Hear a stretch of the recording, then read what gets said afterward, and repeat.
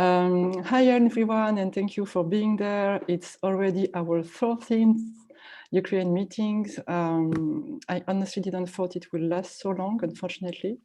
But we are there today to talk about the flash sale, the very big, massive sale that is organized by Bird in Flight and Peace for Art Foundation to help the kids, the children victims of the war.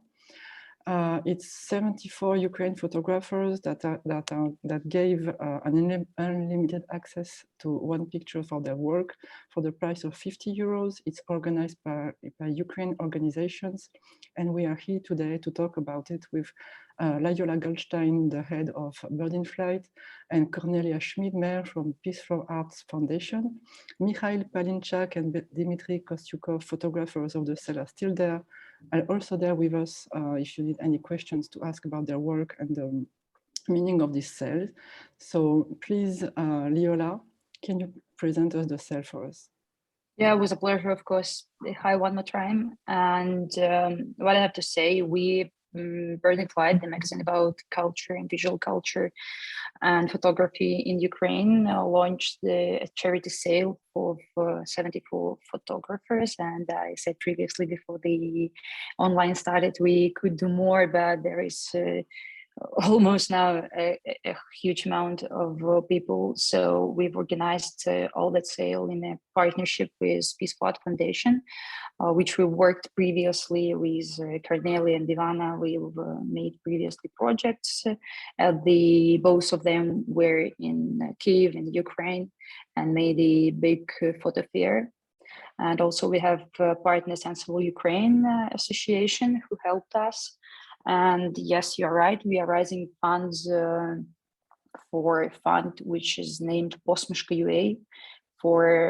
They are in the Zaporizhia, in one of the regions which take and support orphans and families with children from Mariupol, those people who really suffered from war.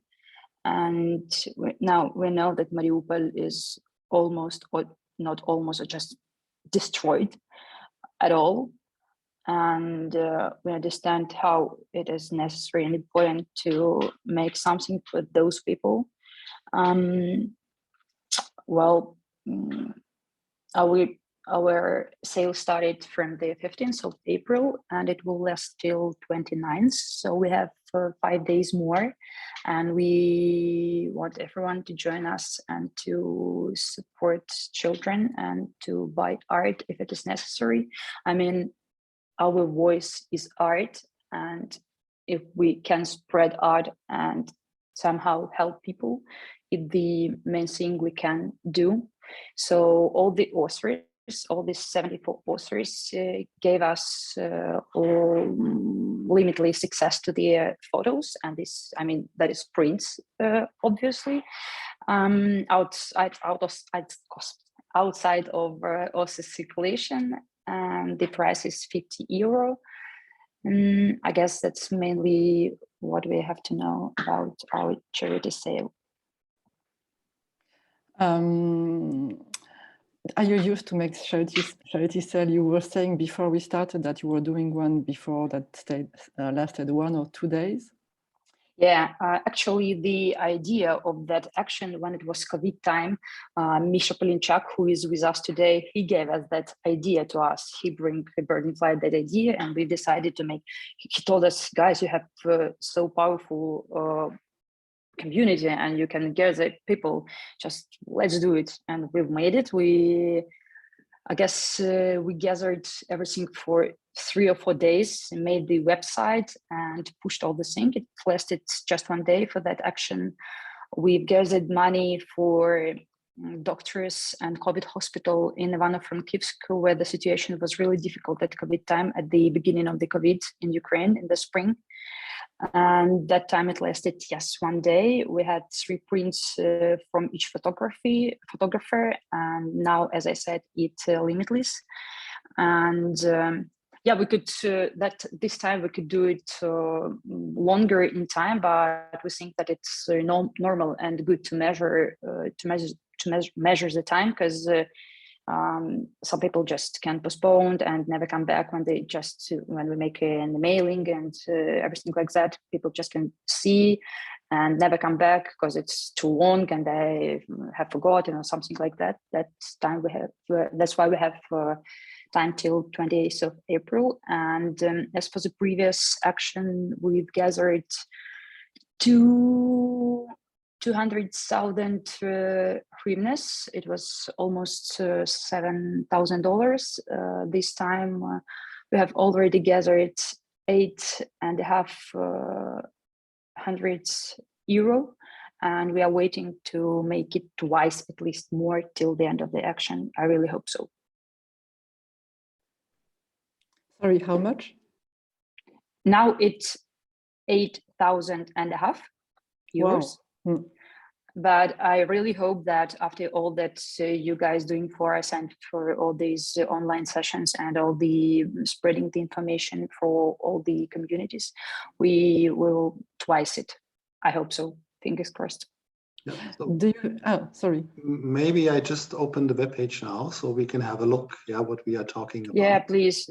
Yes. If you can present some of the photographers, and I think Dmitry was talking, but there was no sound. No, I was just told that I hope 3 times, but also, I wanted to ask Lyolya if it's possible to actually present some photographers and explain how photographers been selected, because I think it can give a better idea of like photography scene in Ukraine in general.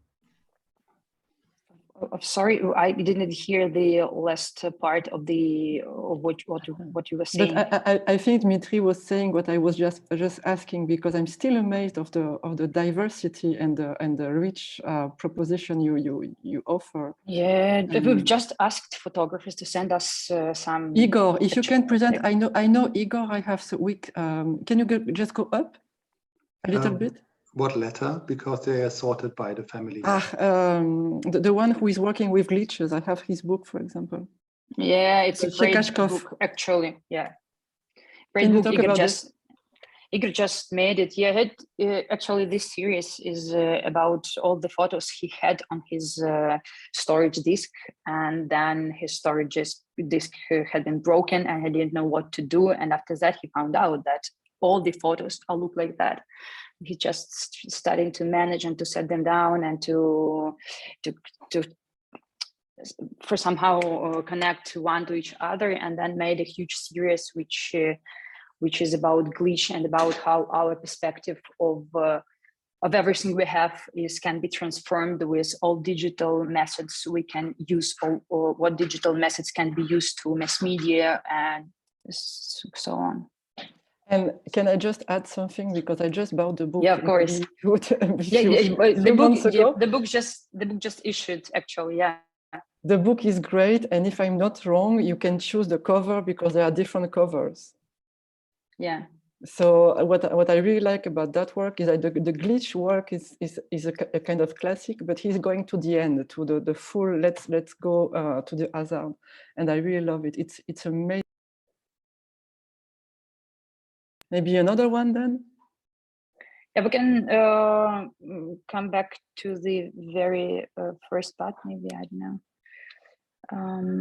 We have the photo college of Anna Bekerska. She's the photographer from Crimea, and she tries to make all her collages on the material which she gathers as a photographer.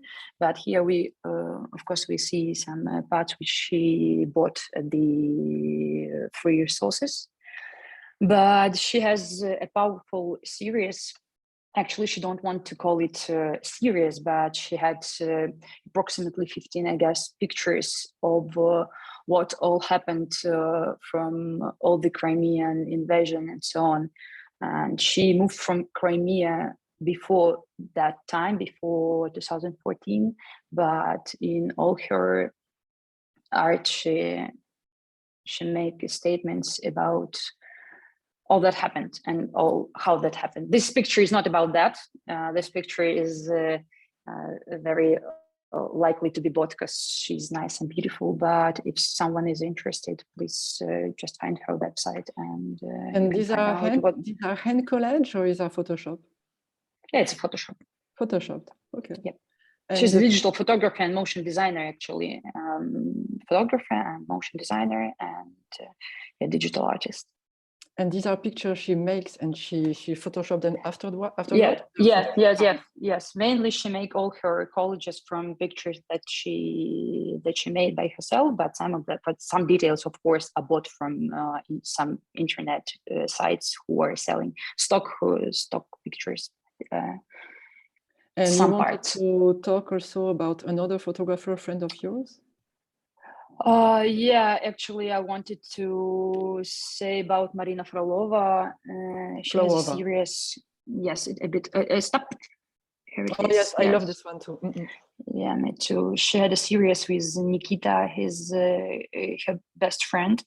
He's actually the model of Gucci, and he lives in Kherson. And some years ago, when he went from home and his nails were with a polisher.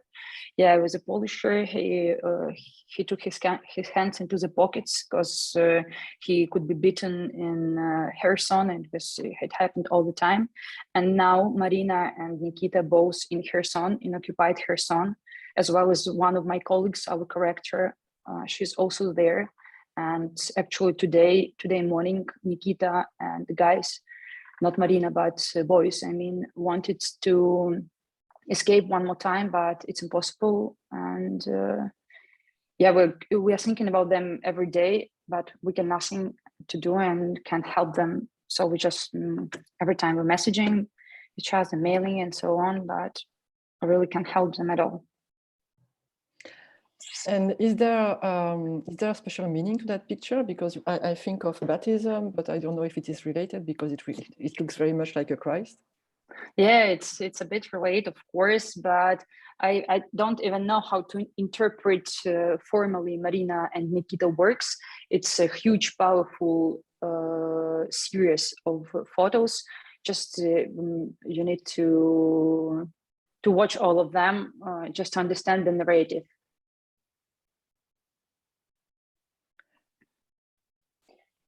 So maybe... maybe Maxim Finogev?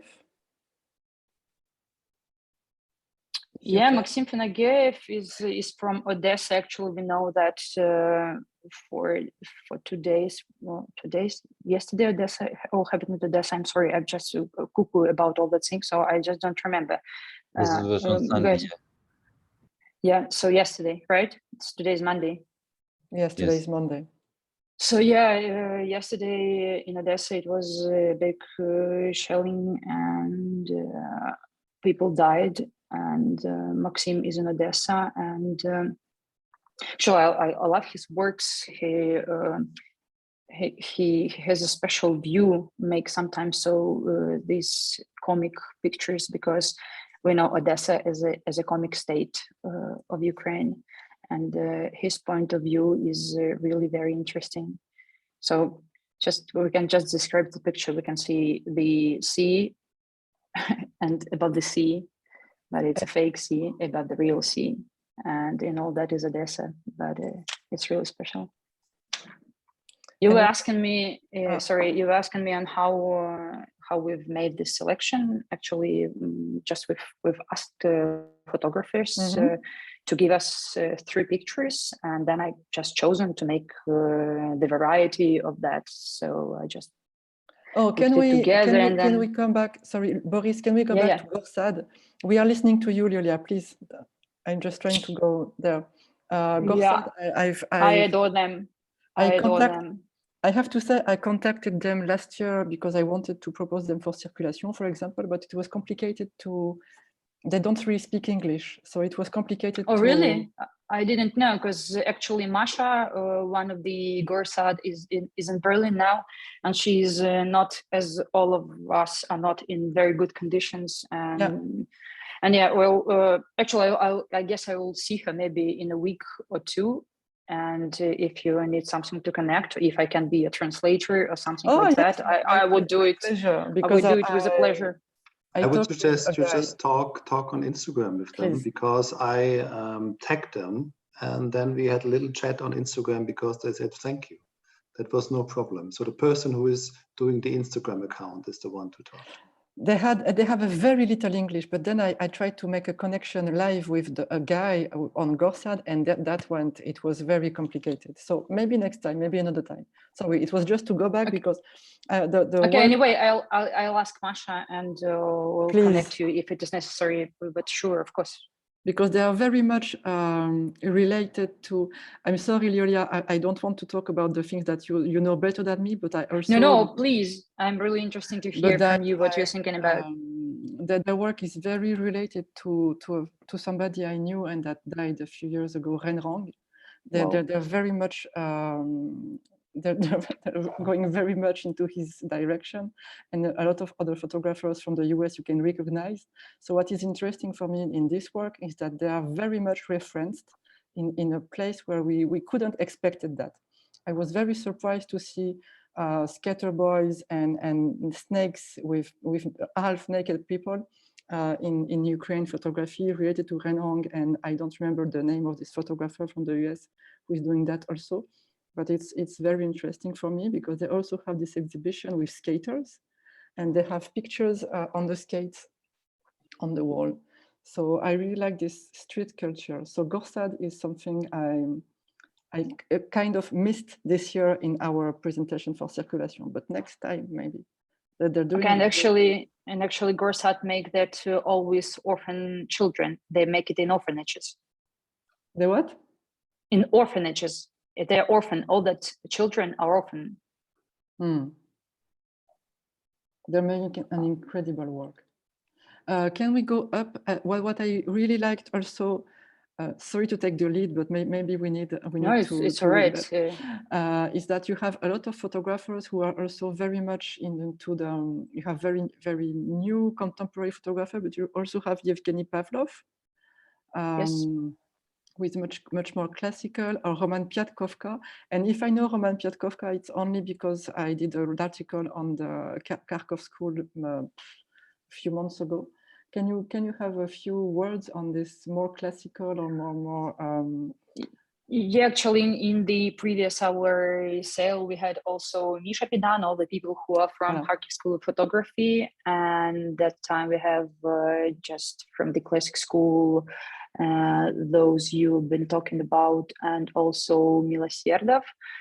Well, what can I say? They're classic photographers, and it would be.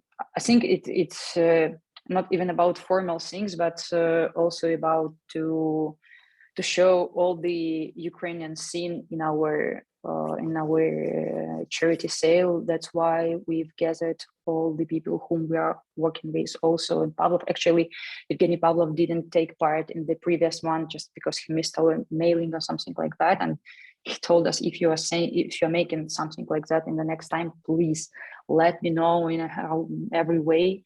And he was the first who sent me the picture actually this time, and I'm really grateful to those guys whom we can call classics, that they are with us. And then I also have a question, because we saw a few collage from classic and very contemporary. Is it something very? Is it something that characterizes Ukrainian photography? You mean the collages? Yeah. Yeah, but you know about the buterbrod technique of Boris Mikhailov and so on, and many photographers from Kharkiv School of Photography, sorry, the tautology, they use that things. So it's not new for Ukraine, and many of young photographers who are dealing with the school of Kharkiv photography, just prolonging the ideas and the methods of Kharkiv photographers from the time of USSR existed. Oh, and I see, can we go down? I'd love you to talk of Julia Po. And yep. And I'm looking for the names. I'm looking for the Artem Gumilevsky. Yes, please. And Olena Subak. Subach. Subach. Yes, Yulia Po is from Kiev and Artem Guvilevsky is from Mykolaiv, and they made this series when it was COVID. It's also a college, so they just made photos. They made a video calls, look into each other's apartments, and then set it down the pictures and the setting to have an opportunity to make a one picture of that. So there is, I guess, 30 photos from this series, something like that. We've actually posted it on Brodun Flight. All the photographers who are here appeared at Brodun Flight website and in magazine in a how with different their projects, and you can find Yulia Po and Artem Guvilevsky series just to look up more. So if I understand well, they were making pictures through their computer, right? No, they were separately make the pictures, but they were first they watched for each other house and households and so on, and after that they made settings and situations which can they take by each other at home, and then just to how to say it, to superposition. Make it, I don't know how to say that in French. Yes, English. Yes. Double exposition, like and double. Correct me if I'm wrong, because is Yulia Po the one who made that amazing book about trains? No, it's Julie Poli. This is the other Julie. You have, but this one is also great. So who was the next one you wanted to see? Maybe Misha. Sorry, maybe Misha could say something about his picture and join us. Mikhail. Misha. I prefer to speak about pictures of my colleagues than of myself, and I want if you can go up. There is very like not. Let's not speak about mine. Let's speak about colleagues. So if you could show us Sergei Karavayny picture. Oh yeah, actually, it's really interesting. Yes, this one, the third one in the row. Yes, this is Sergei Karavayny. He is young, like emerging documentary photographer, and this is picture from his series about Mariupol. So he was working on it about, I think, minimum half a year. He was constantly visiting Mariupol when it was when life there was normal. So before war starts, and this is about life in Mariupol. So this is like classical documentary photographer, and we could say, yeah, you was talking about Kharkiv school photography, and I just want to mention that there is also Kiev school photography, and it's a more classic documentary photography. For example, Valery Miloserdov, who is also in this list, it's also a documentary photographer. He now is more works in photography school, but before he was doing amazing reportage and documentary work. And this is a picture from one of his series of coal miners' protests in 90s. Also, Vladislav Musienko, my colleague, next picture, it's taken in Kiev, and very interesting that the bridge where this photo is taken was calling a Moscow bridge before 2014, and afterwards we changed, Ukrainian changed the name of the bridge to East Bridge. Also, for example, Andrey Lomakin, who is also a Kiev photographer, and his amazing photo of rural life in Kiev near the Dnipro River. So it's, as I told, it's classic black and white, and I like that this sale that Bordun Flight made, it consists not only about not only art or conceptual work, but also for those who like black and white, and classic documentary photographer has also option to choose what they like more. If to talk about my photo presented in this sale, this is a reportage shot from the March of Independence, which is held on every Independent Day of Ukraine on 21st of August. And this one is done in 2015. And it was already like a mid-war, Russian-Ukrainian war. And our army start to learn how to defend our country and to move as a one group into direction to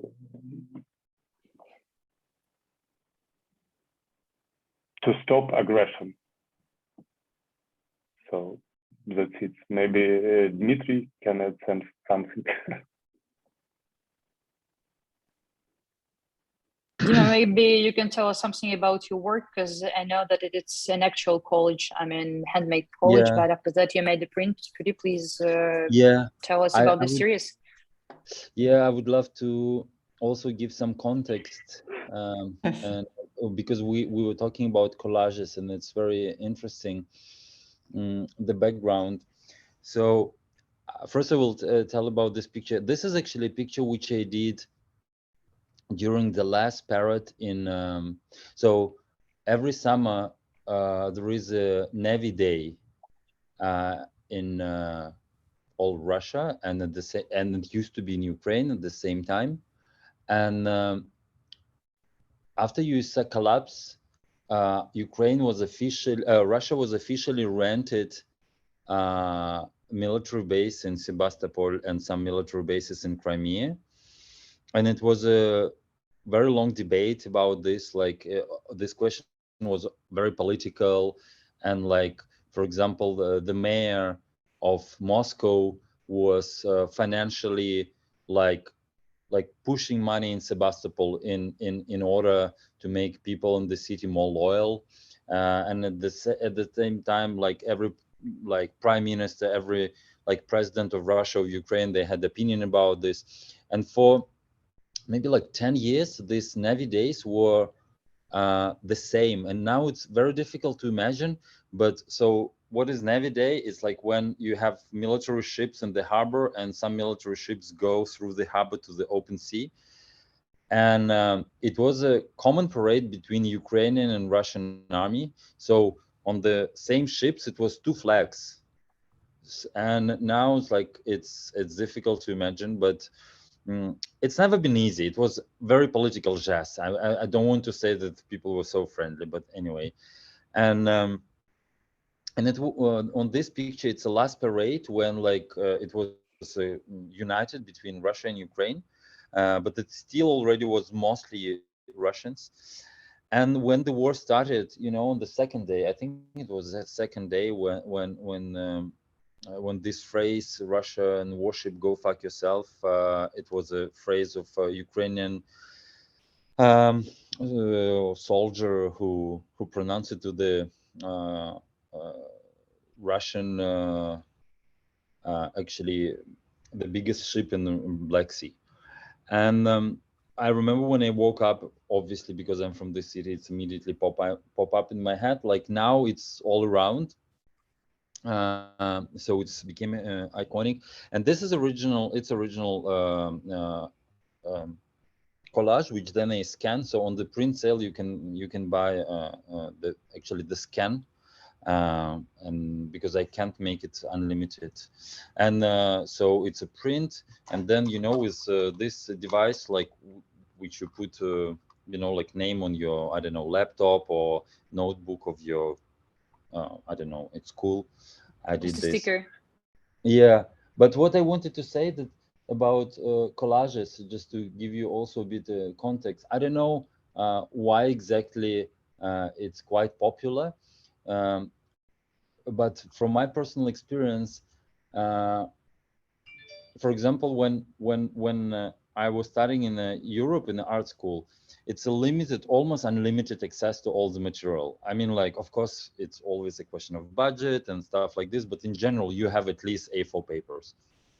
But when I was growing up, and I'm sure it was the same for Lola and for like any photographers, like you have a limited access to even paper. And I grew up with the idea when my grandmother was always saying me, like, she was in occupation during Nazi regime in Ukraine, and she was saying me, you know, after the war, we didn't have any paper, so to write, we need to took a newspaper and write because between the letters. So we use it as a paper for our notebooks or and everything. So when I was growing up and I was trying to draw, like if I was trying to like do a composition on an A4 format page, she would always came and say like, how can you use like the page like this? You leave so much space. You need to start from the corner, and before you cover everything, like you can't like take all the page just for a few, you know, words. So obviously there is nothing to composition. It was fully dominated by a very practical aspect. And I think all of us was trying to actually do pictures or do collages from what you have at home, you know, like some cheap materials. And maybe this is also have some roots in the collages. And that's it. Yeah. This is what I want to say. We have a question about the sales and how it works. Maybe we can get a little bit into this and then also talk about Piece for Art. So if I have found a picture on the web page I like, I just add it to the cart and then I proceed to check out. Yep. So yes, and you can pay with PayPal because nothing else is working for us. But actually, we've made the alternative way to pay. People just can. We have an account of directly of Posmishka. You can make a donation to them and then just make a screen of that donation and give it to us, to our email team.verdantlight.com. And I guess we'll, as we made it today, I guess we'll just add this information directly to the website. I guess something into the very end of the website. yes. So there and is alternative. If I put in all my details and then place order, then there's an option to pay with PayPal. Yep. Okay, that's very easy and handy. And then at some point, the image will be sent to me in, I don't know. Do you have? Yeah, directly via DHL. Time? Yeah, and it comes out of Ukraine, out of Paris. We have a partner who is actually a piece of art made that for us. We have a partner which with whom we've worked for our previous sale, and actually I worked with them as a curator. We've printed the works with the help of Ilya Zhikalov, and we find out, Ivana and Cornélia told us that some weeks before the war, had actually made a little print house in Germany. So it's even easier for us to make it now because we can print it here in Europe, and for those who want to buy it in Ukraine, we can print it there and just send people via the country, and by Europe and all over the world. We'll make it international delivery from here, from Germany. But maybe Cornélia could say about it more. And I really appreciate a piece of art and want Cornélia to say about this action and about our work together. Please, if you could, I would be grateful. Again, we. Oh, yeah. Yep. You hear me now? Yes. I hope. Okay. Thanks, Lyolya. So first, perhaps I could say some words about the foundation, because the foundation is very young, actually.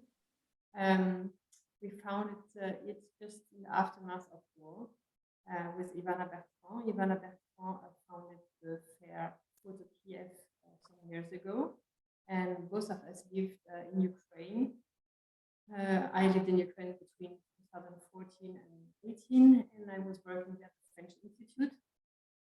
And And so Ivana founded this photo fair. And after we opened an art gallery in Berlin last September, it has been our project for a long time. And when I arrived in Berlin last September, then we opened this gallery.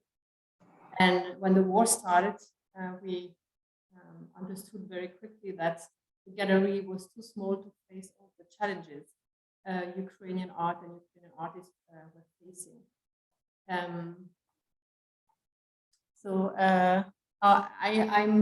reading that you don't listen. One question. Yeah, one stop, Cornélia. We have some people that have problems listening to you because the sound is like very different in level. Yeah, sometimes it's loud and it goes going down again. Maybe if you hold the microphone closer to you, shall we try this? Is it better like that? I try. Stop me, and otherwise I have to switch somewhere. So did you hear a little bit what I said, or should I repeat? Is it better now? The problem only comes in when you talk like a couple of sentences. If you now talk just one sentence, it's very hard to say if it's better or not. Okay. Let's go. I don't speak then like a French. I will try to do very small. The problem is still there. It goes in and out. Is it different for you? On my side, it's very strange. It's like she was getting away and closer all the time. Yes. I move now it's better. Yeah, a bit. Yeah. Otherwise, I will have to try with my phone. No, this is better now. Yes, this looks better. Okay. So basically what I said is that the foundation is very young because we founded it with Ivana just in the aftermath of war, because we had an art gallery in Berlin, and an art gallery could not face all the challenges that the Ukrainian artists now are facing in Ukraine. That's why we decided to very quickly found this foundation in France, because now Ivana lives in Paris, because she had to be from Ukraine as well. Basically the aim of the foundation is to help very rapidly artists and cultural projects from Ukraine to be able to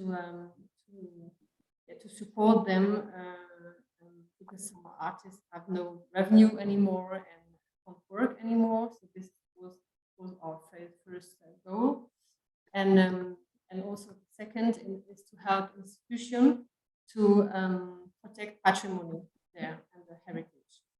So we help artists to develop projects, and we help institutions as well. I found it very interesting to hear what Lyolya and Dmitry and Mikhail said, because and it's also the strength of the project. Actually, you hear in the way there's been the word war many times. For Ukrainian, war began 8-9 years ago, 2014. So it's 8 years ago. And for the European, war began this year, because we didn't understood, or we didn't pay enough attention to the situation there. And I found it very interesting to listen to all of you to make clear that art was very much influenced already by the conflicts that it has been existing for years. Do you hear me? Still hear me? Yes. We do hear you, but it's not perfect. It's like every time when you talk, it seems like your computer is down regulating the peak of what you say, so it's always going up and down in peak. So you know what I will do? I will try it. I have to then try with my phone. You can continue the discussion, and then I come back with my phone. I don't know what. Yes, yeah? that's a good idea. Yeah. If you don't mind, I would like to come back to the pictures. Yeah, and actually about the pictures, what Cornélia had said about the war, which for us started much more earlier than the 24th of February of this year. I wanted to say about the picture of Andrey and Lyolya. This is a really powerful project which is called Leaking War Wounds. This is a tank-shaped salt lamp which was bought in a souvenir shop in Bakhmut. Bakhmut is in the eastern part of Ukraine. And just a second, what image are you yes. talking about so I can bring it up on screen? Andrey and Biadoslivin. This pink, little pink squares with a white tank. What would be the first letter? What would be the first letter of the name? Of the family. Andrey or Leah, I don't know who is the first in the Andrey. It's the fourth line. It is the fourth line after Chkachkov and Korbik. Do I go up now or down? Oh, you missed it. It's up. I didn't see a screen because sorry. It's a collage of few images. So yes. Third one. I have it. Middle one with the pink things. Ah, yeah. Got it. It's like playing Battle Royale. Actually, there are images of that tank, and as I said, this tank is from Bakhmut, and this city was from 2014. The city was occupied by Russian terrorists from DPR. Yep. And these lamps, they were a large part of city souvenirs industry, and this appeared by as far as I don't know if I'm correct now, that they got it from Ukrainian army or something like that, but I can be misled. So every day, guys are leaking this tank because it's like a figure of it's just one wound we can leak to stop the pain, and they make a picture each day. They make a picture of this tank which they are leaking, and from that time, from 2016, which that project started, there is almost nothing left from this tank. So it was a big lamp, and now it's just a small part of some details which left. So they're speaking about this all that long process which Ukrainian people can overcome, and it takes so many years and can last so many years, and that is one of war wound. They can link. That's why they're literally leaking this particular thing. There is an Instagram account for this tank, and you can just go there and found it's calling Leaking War Wounds in Instagram. So you can just see all that pictures and how this tank is changed the form, and after that almost nothing left.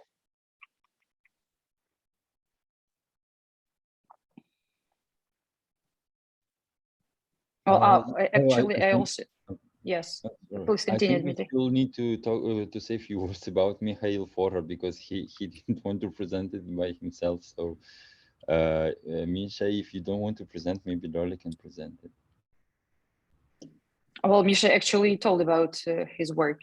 He told that he doesn't want to speak about his work. Yeah, but after that, he told about when it was taken and so on and so on. He told us. But anyway, if you want to talk more, if you want to talk more about Misha, let's go, Dmitry. No, maybe like I lost this. Like I can imagine how. Yeah, a bit. Okay. No, but it's okay, Dmitry. If you want to tell us more about Misha's work, it's okay too. Go on. I wanted to say about Misha a bit, because I consider Mikhail as an art photographer, but he has a powerful community of street photographers in Ukraine whom he gathered, and he's also a documentary photographer who is documenting all is happening now in Ukraine and in Kiev region, and we've been working for several times previous 2 or 3 weeks or these 2 months. And Misha, maybe you can describe us, all of the people, I guess, saw everything about Bucha and all that happened in Ukraine and understand more or less understand what is going on in our country, but you saw everything in your eyes. Maybe because I'm in Berlin, I couldn't work from Kyiv. I've been there for 2 days, and then I understood that sitting in the house, which is from 19th century and which is shaking all the time, it's in the very center of the city, and I just couldn't stay there because I have the comment of people who I have to work with, and I have to gather them, and I have to be in the power. So that's why I've decided to go in some safe space and had opportunity to work from quiet place. And you've been staying in Kyiv and you are there now. Could you please tell us a bit or not a bit more what is going on there?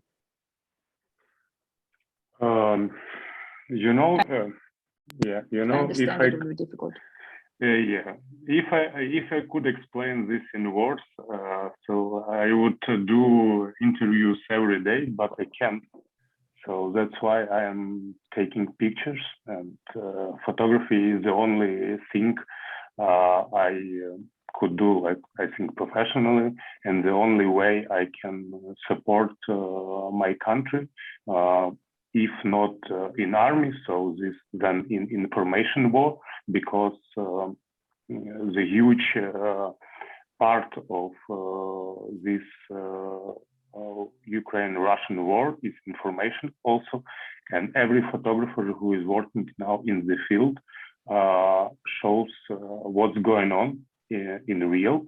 And you see, as soon as, for example, the last 2 photographers left Mariupol months ago, we immediately lost objective information of scale of what's really going on there. I'm talking about Mstislav Chernov and Evgeny Maloletka, who was working for Associated Press in Mariupol, and they left 3 or 4 weeks ago, because they appeared in the death list of Russian soldiers, of those who need to be killed as soon as they could capture them. So you can easily find their stories on internet. The same with Kherson. We do not see a lot information from there. Only amateur footage of those who are evidence of something, but it's very hard to find this information. That's why it's very important to show to the world what's going on. And this is very good question that was raised, one of you, that for Europe, war started on 24th of February, but for every Ukrainian, it started 8 years ago. And as soon as media left Ukraine in 2015, for example, everybody start to forget that Russians are there, that war is never ended. We had every day killed soldiers on the front line. I prefer personally to speak by my photos, and I do not feel that I need any artistic view on what's going on now, because the real life is so now awful, tragic. So no artistic eye or movement can even describe it's more clear than the clear documentary photo of the evidence. I never saw death in my life before, for example. So I was, of course, attended funerals of my relatives, but I never saw a dead people on the street.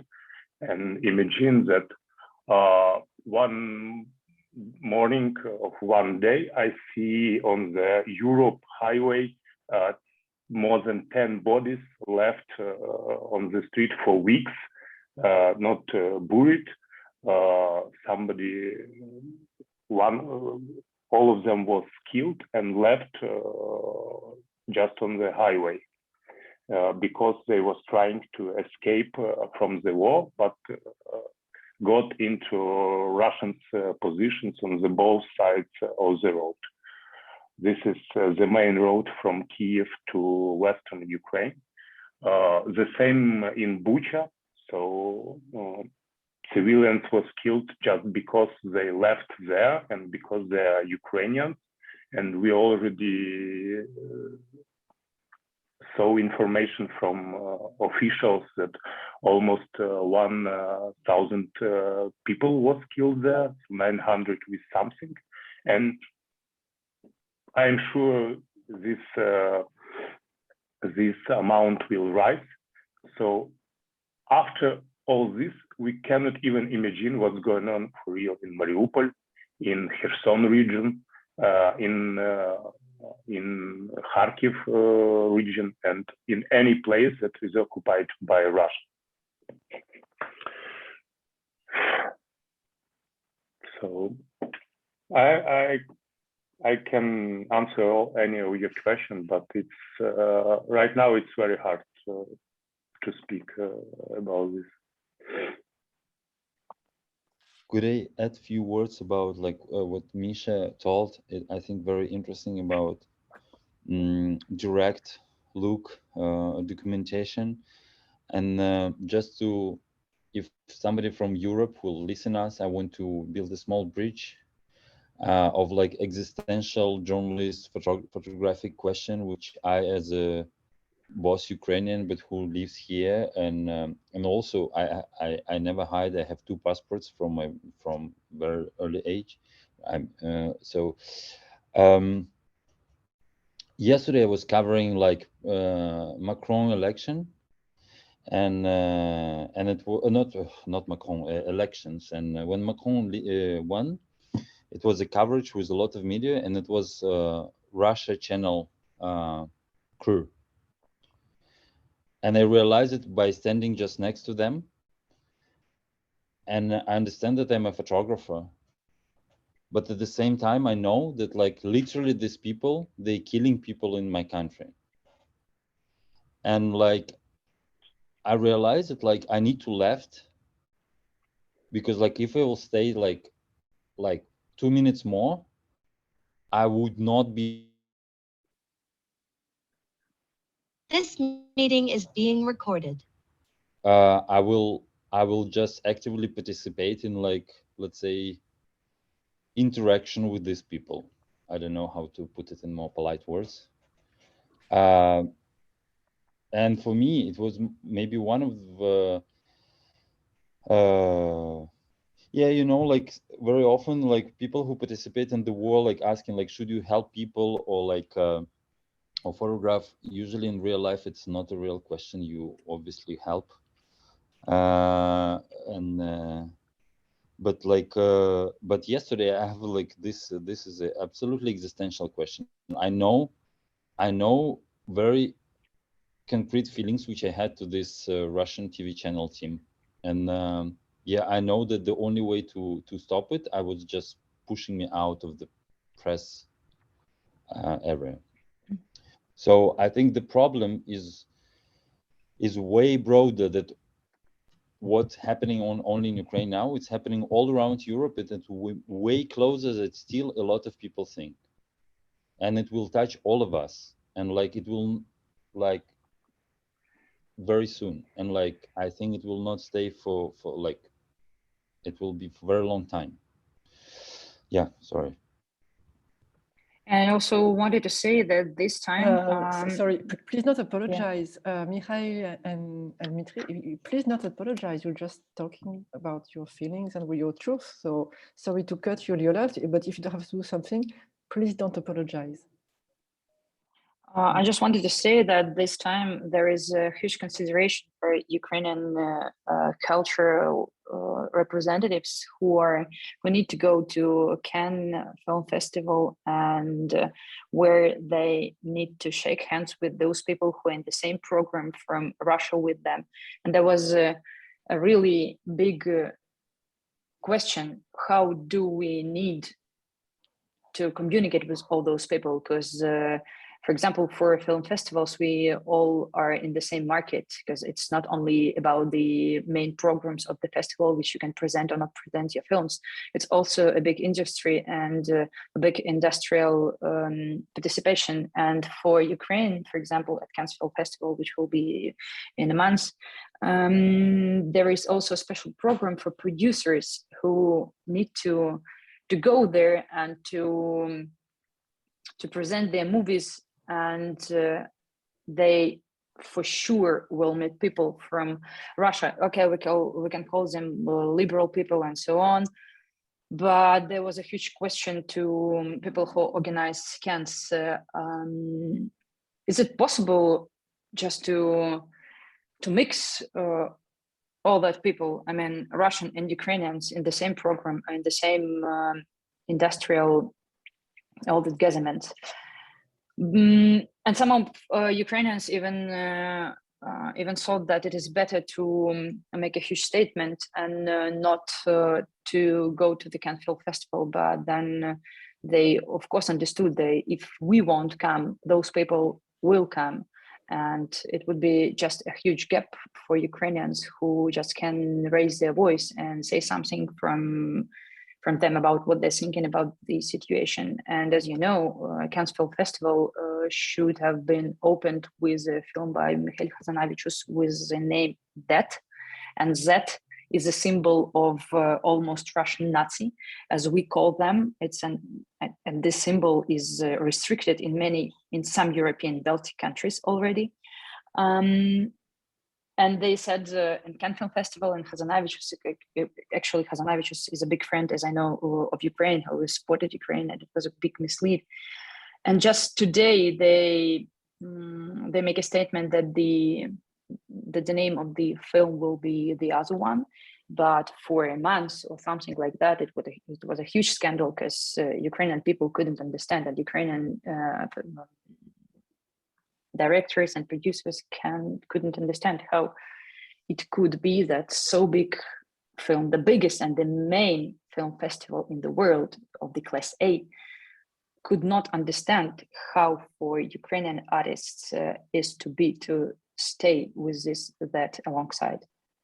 So yeah, it's a huge problem which we have to articulate all the time to make understand European people and people from all over the world how these things are going on in our country, and about the attitude. Could I add? I was telling this several times, but also I know Lola told me that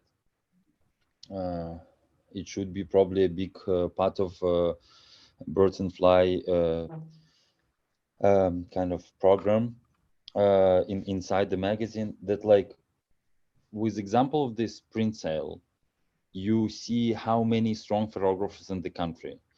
And as Misha told, it's not only art photographers, but also photographers who do very classical reportage, or some photographers who could do art, but at that moment they decided just to not even document, For sure. but just like, you know, do a scan of reality. And we still, if we look at the main outlets of the world, all of them sending American or European photographers there, saying that, like, oh, it's more safe, we know these people better. It's not true. They know a lot of strong photographers from Ukraine for many years. They worked for them. Like all the big outlets, they used to work with Ukrainian photographers. They can't say that they don't know the name. They can't say that that Ukrainian photographers do not they do not work on the international level. You see that so many, maybe not of everybody, but a lot of people especially in cities like Kyiv, Kharkiv, Lviv, Odessa. They speak easily English, they write in English, and like it's still, if me, for example, sitting in Paris, monitoring everything what is going on from Ukraine, still I see like very few Ukrainian names on the media. Most Yeah, of all the it's just yeah. mostly for those who work for big associations or something like that. I know many powerful Ukrainian artists who are working fixers now because they can be directly guys who are shooting for big media. They just work. They come into them. They know all of them. They come into them and asking them to be their fixers, but not to be their photographers. To Yes, cover all exactly. that war Most which of is them, happening to us. most of them working as a fixers, and it was a famous story with, for example, Maxim Dandyuk. He now is work for the he photographed for Time magazine something, and he's helping the big names as Nachtwey Yep. and Sissini from Magnum. And I remember it was like several years ago when National Geographic contacted him, and Max was doing a project about Chernobyl, and National Geographic asked him to be a fixer there, and then they will say American photographer, and he told like, guys, why? I'm working on this project like for many years. I know, like I'm photographer of the same level. You are sending the person who do not speak local language, never been there, like you just alienated him in the country, and you're asking me to give him all the contacts, all the good spots, and everything, instead of just ordering this to me. And I do not want to sound like, you know, we're complaining and saying like, oh, like poor Ukrainians, all the wars against us. Not. I think this war is so important now because it's actually rising and put on the table all the questions which already been in our society, all the issues for many years, all these colonial ideas, capitalist ideas, like companies overusing their power and shady business and everything is like, we see how through this war all these global problems, they like have a direct impact on people. And now, because this is the first war which is happening literally online, it's, you know, like even Netflix has a first time Netflix has a down rate of the stock price, because like people starting to look this war as a serious, you know, it's crazy. And but like now we can't hide anymore, because now almost everything documented, where everybody has, as Misha told, like even from the cities where we don't have professional photographers, we still have people with phones, and like, yeah, we can't hide it anymore.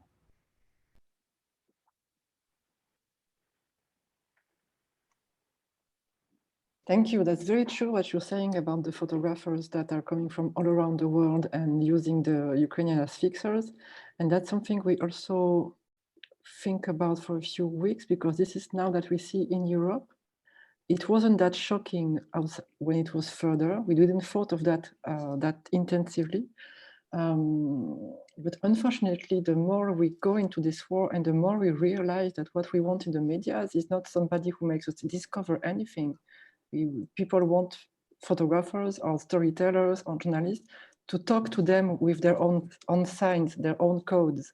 And getting out of the highway, getting out of the code is something that we are not used to it, or we are not feeded that. And maybe this is all this Macron re-election, and I don't want to talk about this because I cried enough. But it's just showing how we are fed something that we makes us feel comfortable. And this is the feeling of comfort that is destroying our curiosity, that is destroying our will to discover the others, that is destroying our unity. And I hope that maybe it's not going to explode, but unfortunately, and this is really the sad part of this, is that this awful crisis, this awful invasion shows only this to the people who are ready to see it.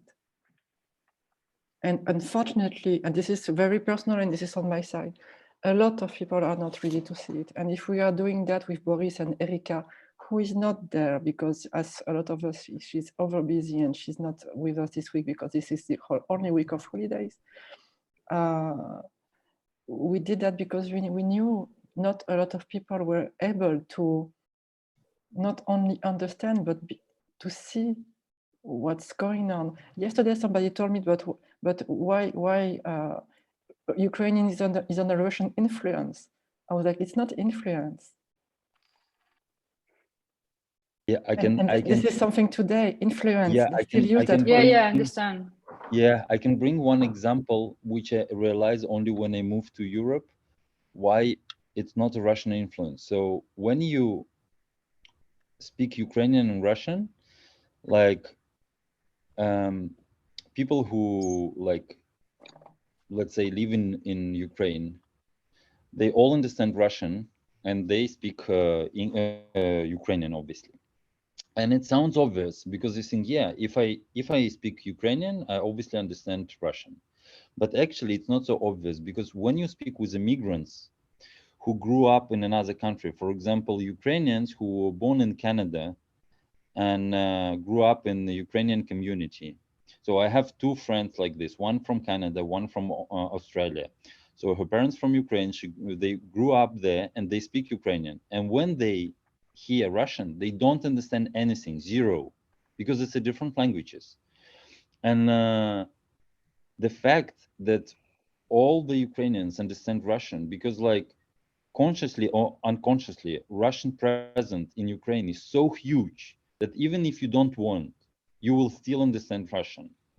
Like imagine like if in France, everybody by default would speak German or like, okay, German is too far, Spanish or Italian. Nobody speaks Italian or Spanish by default, you know, you need to study it. But in Ukraine, it's not the same. And did you, that's personal, did you, is there a difference in the perception of people on Ukraine now and at the beginning? I mean, in February, does it change anything, or is it the perception of what? I mean, of the situation of yourself? Of is there anything that you observed that changed? Misha, maybe you can answer the question because I don't know what to say. We're in the middle of the war, which caused every people in every region of our country. I guess that the understanding that there are no roots anymore with common with Russia, or there is no. I guess most people who didn't want to see the obvious things now try to find out more about their own history, and even those who were from the eastern part of the country understand that there were so many historical steps that forbidden our country to speak Ukrainian, that forbidden our culture. It was happening for many centuries. And now people trying to find out about all those things and to understand why they were that huge power of Russians. But mostly, most of our country was absolutely aware and understood that we have different language, and we have that language which is how it's a state language. It's I don't know even how to say. Many people are not related at all to Russian people, and I don't even know if it would necessary to have the word to understand it. But of course, there were although people who were living in the different regions of the country who somehow wanted to be with Russia, or maybe someone who wanted to have a USSR back. I knew those people, and mostly they were older people, of course. But I guess that for now, it's all broken finally. I have a small advice for any European who want to understand a little bit more of Russian-Ukrainian relations. Just have spend half an hour and read a brief history of Ukraine. It's 300 of war, 300 years of war between Ukraine and Russia. All the time, Russia wanted to conquer Ukraine, and all the time Ukraine was need to fight with it. Sometimes it was everywhere, all the time it was very difficult, but till you see the Ukraine exists, it's independent country, and it will exist much more longer than Russia, I am sure. Approximately more than 10 centuries, actually. Yeah, it's not a question of, like, I think it's like when it's starting, when we're talking about such a long periods of time, it's difficult to feel it. Yeah, but if you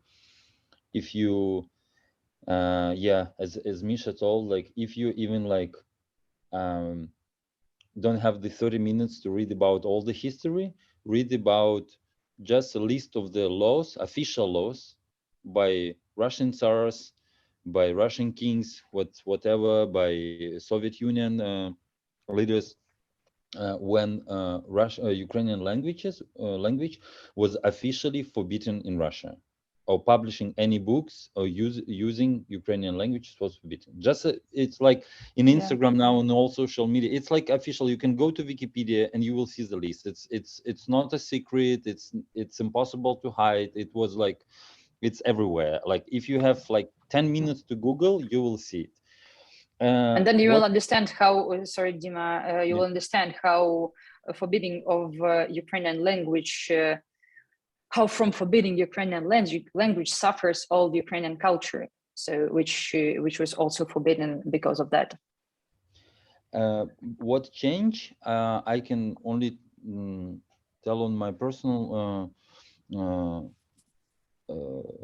experience, and in 2013 when I moved with my ex-future wife who is a refugee, she's a political refugee, and fighting with Yanukovych, pro-Russian president, and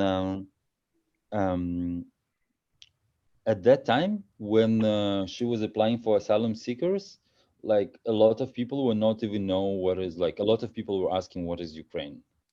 Now at least most of the people do not ask this question. It's already something, but the price for this millions is the wars that had to happen. Yeah, millions of lives. Millions of people. Maybe like it's more reasonable, I'm like saying, like again in very polite form, maybe it's more reasonable to get this knowledge in cheaper price. We have a question from Ingo Tauporn. I don't know to whom and to what aspect. Maybe Ingo, you would like to. Okay.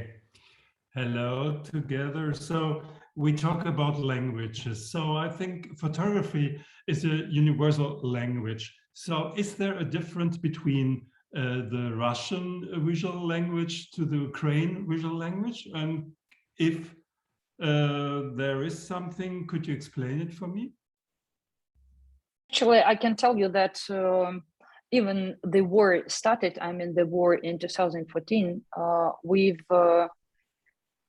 worked with Russian artists, and those artists were even in Brodovska Prize. And that time we thought that the language of art is the language of uniting, of something that can do better for the world.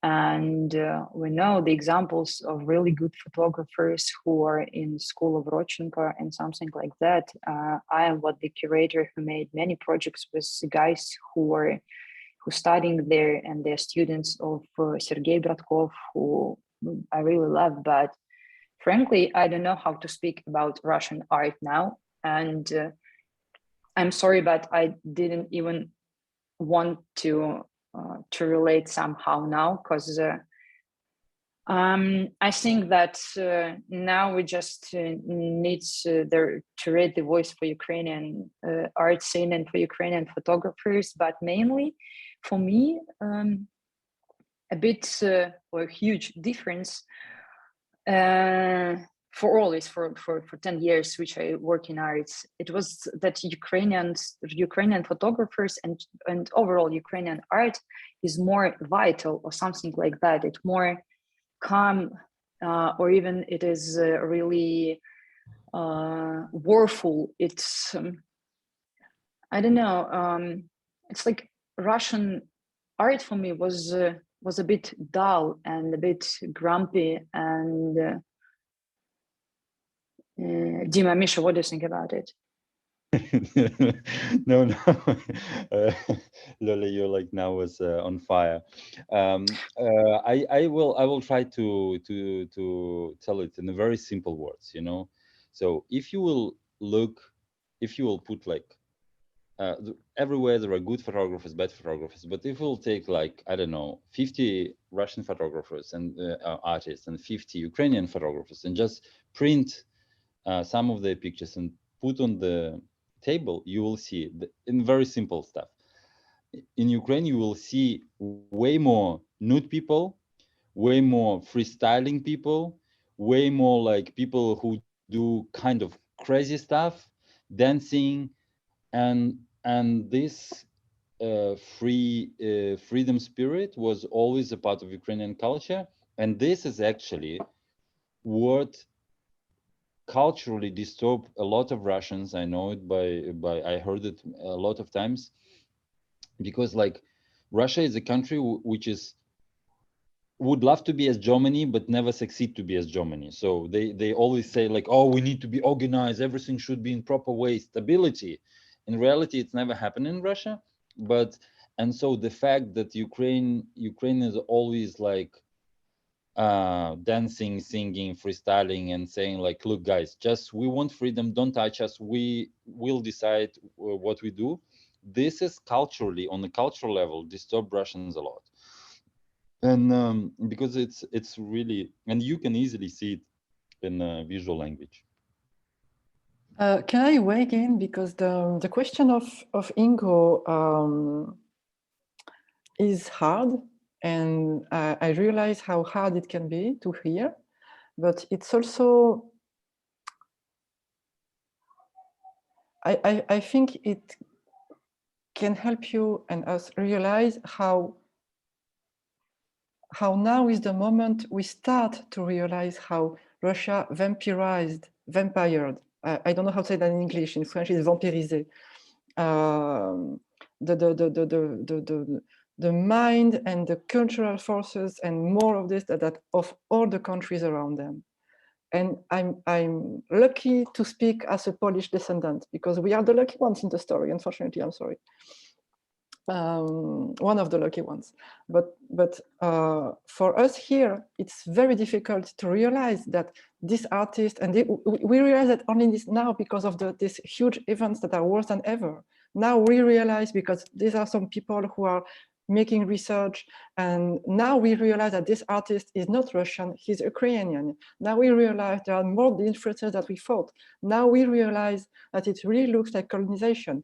And in France, colonization is a very strong, difficult word, because we are the colonizers. So it's difficult because we realize that it has been in our head all that time. And I say that as my parents, and I'm born Polish. So even me, with my family in Przemyśl, Ukraine was something else. And it wasn't that far from the Russian, from my point of view growing up. It's different now, of course, but I realized how strongly it was deep in my head. And same thing, I assume, for my friends here who are from Germany. And we are not the Portuguese, we are not the Italians, who are very further than this. So it's a difficult question, but it was very important that I think Ingo asked him that candidly. It's a normal question. It's a normal question. Yeah. I want to bring also a very practical example, because I believe like a lot of things built on a very practical things.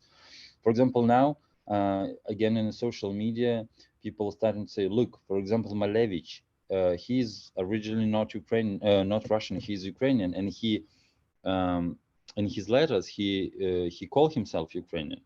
And Russians will obviously say, but look, he died in Russia, he made his whole career in Russia, he brought it in Russia. Yes, that's true. But this is exactly how colonization works.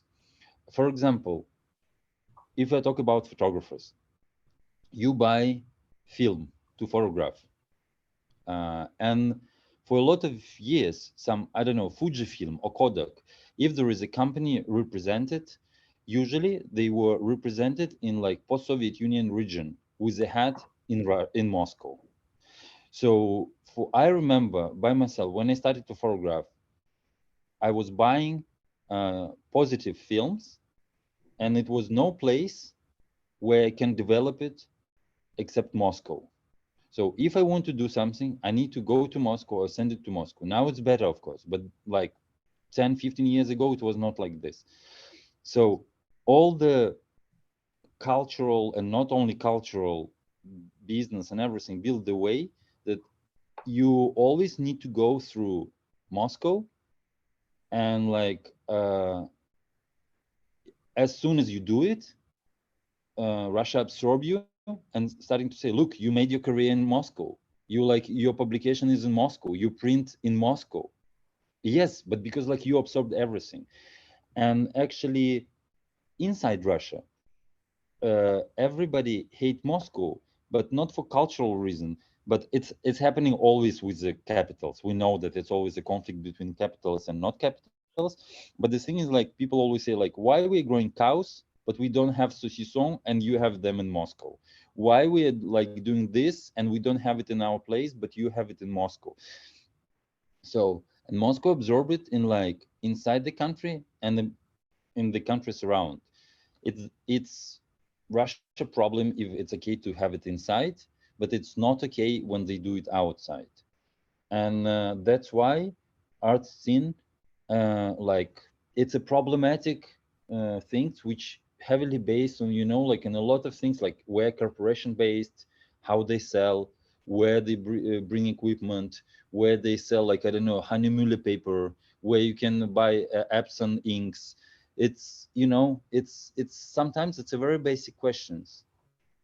But I also wanted to add that after that time when we got no visa regime, so many things had changed to our country. And if Dima comparing this time with times from, I guess, 15 years ago, I can say that the last 10 years made so huge thing for the country, because so many people could went abroad and see actually how the things are going on there, not just to listen to TV or radio or read the Soviet newspapers. They had really see everything with their eyes and had an opportunity to understand that Europe is not a Sodom and Gomorrah, like they were saying from all our previous presidents, I mean, Yanukovych and everybody else. And also it made a huge impact to the artists who now are represented by many galleries from all over the Europe.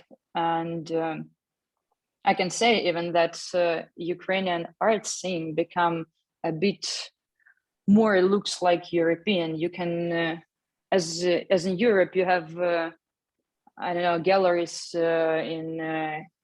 in every neighborhood, and in well, there where you can't find it or couldn't find in Ukraine something the same, but now we're like, Dima, tell me how to say подражают. You're without microphone. Copy, just copy. Yeah, we're just trying something like to copy a bit, not European art, but European style of representing of it. I mean, Kiev is really looks like European city. And also I wanted to add about what Dima said about how Russian people hate Moscow. I guess that because of decentralization in Ukraine, which is really powerful from our previous president, there is no so big controversy about all those things in Ukraine.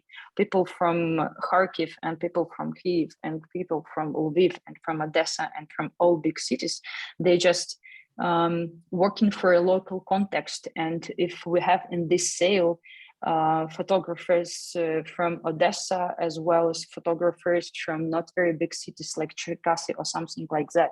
So in Ukraine, you can be empowered and can have a voice in every big city, and you will be seen by people who make art, by curators and others. So I guess that all those things are really measures us and very define. Yeah, this is very from true. Russia For world. example, I know, Karin, that you like Sinhra dogs, and they live like in the, I don't like Ivano-Frankivsk. So Ivano-Frankivsk. Ivano-Frankivsk is really not a big city, you know, like, and they like internationally well known. They travel a lot. They work for the international brands, and yes, that's absolutely true. Like you heard how many cities Lola mentioned. I've just and mentioned like the biggest one, but there are so many others. Yeah, and everybody in Russia know them, and people like used to like to travel to them. And like in Russia, the country is huge as a territory, but you have only three big cities. It's Moscow, St. Petersburg, and Yekaterinburg. That's it. I guess we're talking too much about Yeah, Russian countries. sorry. And Russian No, cities. it's okay. We can Let's talk about other Ukrainian. talks. We can schedule other talks for all these topics if you want. That could be something. No, I mean, for it's too much for us speaking about Russia. Let's talk about Ukraine, or if it's maybe we're talking for an hour and a half. I don't know how. What do you think we? I think we need to finish soon because there are other talks coming for Boris and Ingo. I would have more questions, but maybe that's something we can talk about later. I would like to know if there's a way to follow Mikhail Palinchak's work. Do you post your pictures on your Instagram? Yes, Instagram, Facebook, Instagram. So if you want to know what you're taking pictures, what you're documenting, you will post everything on your Instagram, right? And it's Mikhail Mostly Palinchak. Facebook and Instagram, yes. Good. And it's simply your name, Mikhail Palinchak on Instagram. Yeah. Good. Yeah. Thank you. If you check out my DFA posts, I link to him. So he's already easy to find there. Yeah, there are also many materials at the Bordun Flight magazine, which Misha shooted for us. And this time we've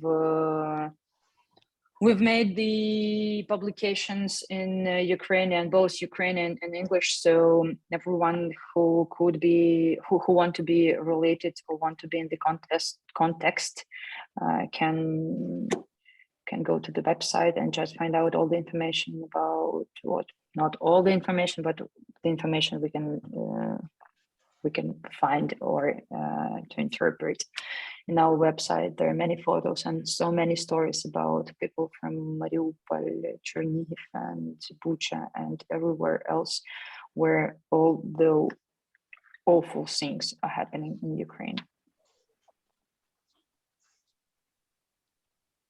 Does anybody has a question? To come back to the sale, because that was the point. I still want to say how amazed I am by the quality and diversity. That's simply amazing how it's very different and very complementary, and all these different storytelling and situations and aesthetics. I only can regret not have been aware of that scene that deep earlier. I only knew few names. And I think I'm going to buy one, of course, but I have no idea. 1 week is not enough to choose the one I need. 1 week is not enough. I need more time. 1 week, 74 photographers. I don't know how I'm going to make it. Let's buy everyone. Sorry? Let's buy everyone. You can choose more than one.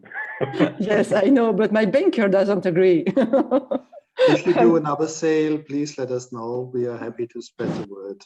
Yes, please. Thank you so much. Thank you. And I really appreciate in Photo Talk and for all those things you are making for us and for all those things which European people make to Ukrainian people, because I'm not speaking about the government or something. I'm speaking about people, because all good is happening from people. Thank you so much. Okay, Thank you very much. Well, Thank you. Thank you, but it's still not enough. The little things we are doing, and we know that, but we keep on doing them, because if we don't do that, why? It will be nothing. So this is my point of view. That's the least we can do. Thank you, guys. Thank you. Thanks. Okay, Bye. bye-bye, everybody. Bye. Bye. Bye.